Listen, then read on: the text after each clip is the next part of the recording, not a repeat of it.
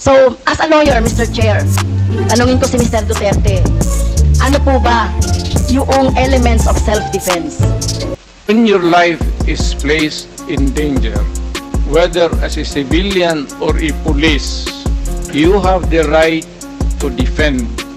And if your life is in danger, kill the idiot in front of you, or you will die as an idiot.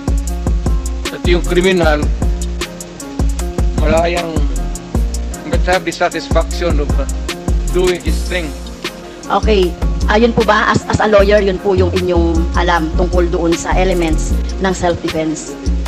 Ibang ano man, performance of duty, yung self-defense, elements of self-defense, kasali yan doon sa, it also favors the policeman or soldier. Isa lang ang standard niyan, ma'am.